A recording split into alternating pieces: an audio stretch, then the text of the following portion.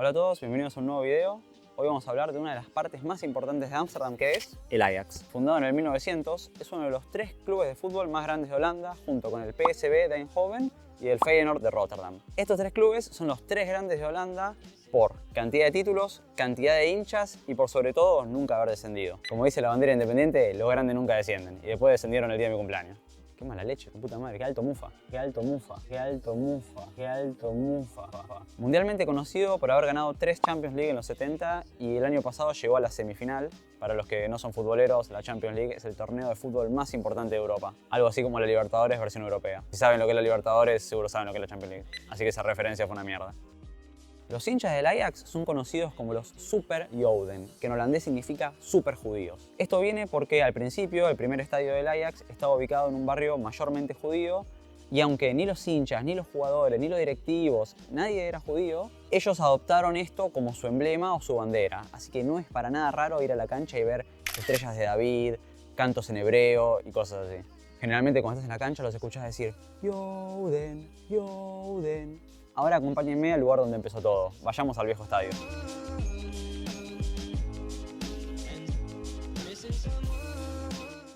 Acá estamos en el viejo estadio del Ajax, o al menos donde solía estar antes que lo demoliesen e hiciesen este barrio muy cheto. En el 1934 el Ajax era un club bastante popular, así que se decide construir este estadio, Estadio de Meer, que va a ser usado hasta 1996.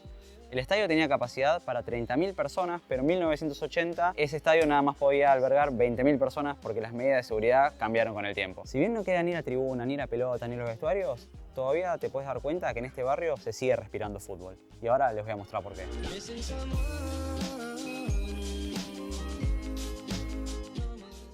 En este barrio hay 6 calles con nombres de estadios extranjeros donde el Ajax ganó algo importante.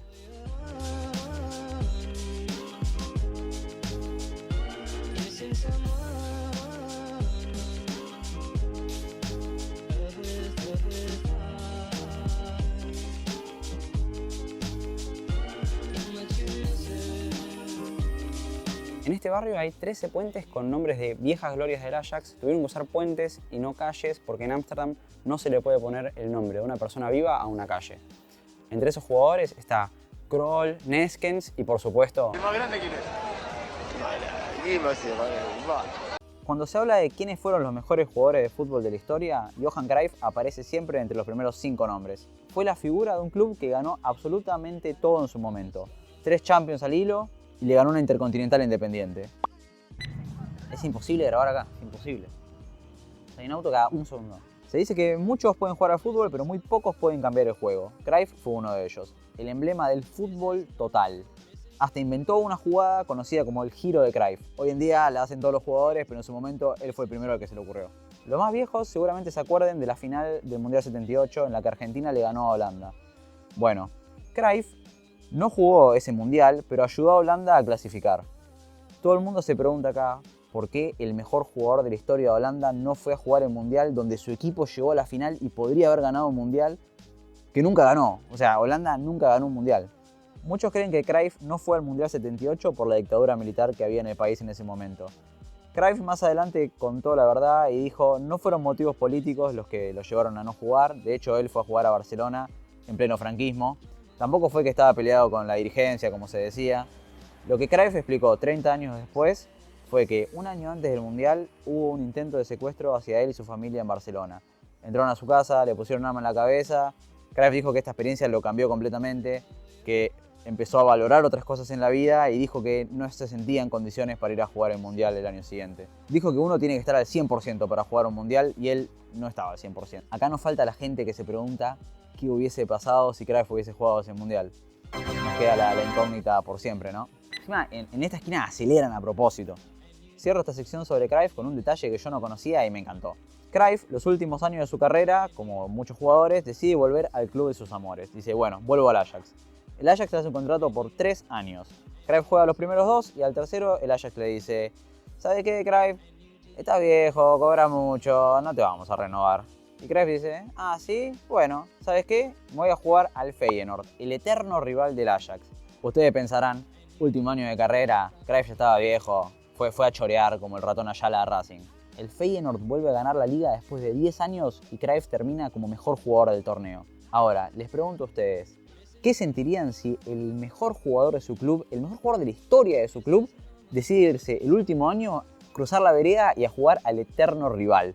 Aún después de esta traición, el Ajax decide retirar la camiseta número 14, histórico número de Cruyff, y el estadio le pone de nombre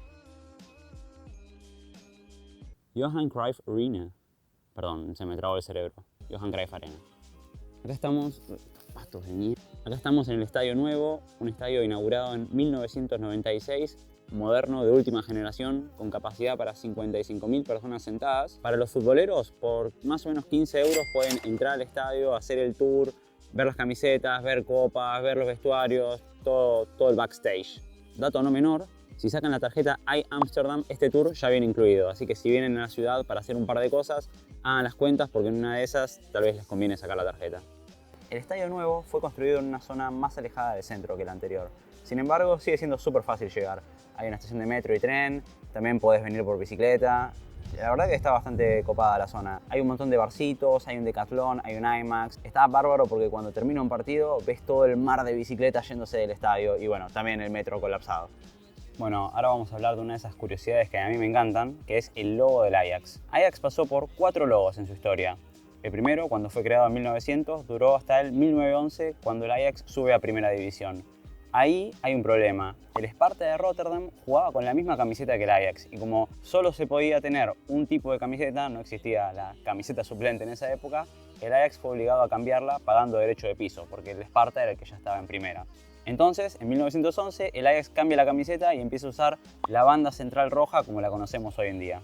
En el 1928 se cambia el logo y se empieza a usar la cabeza de Ajax, el héroe griego, el invencible. Ese logo va a durar hasta los 90, en donde se decide darle una vuelta de tuerca por motivos marketineros. Se empieza a usar un logo dibujado con 11 líneas, uno por cada jugador en la cancha, con los colores rojo, blanco y negro, por la bandera de Ámsterdam. Las estrellas al lado del logo son una por cada 10 campeonatos holandeses. El Ajax es el único club que lleva con orgullo 3. Acá les dejo un video de Nico Tagliafico que además de romperla en la cancha, dibuja como los dioses. Miren cómo hace el logo del Ajax. Para los que no lo saben, Tagliafico y yo tenemos muchísimas cosas en común. Él es de zona sur, yo soy de zona sur. Él jugó en Banfield, yo viví en Banfield.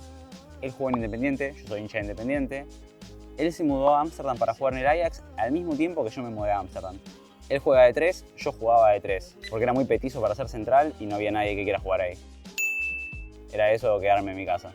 Qué triste, ¿no? Cabió. Él es multimillonario, ya conté que vive en Banfield.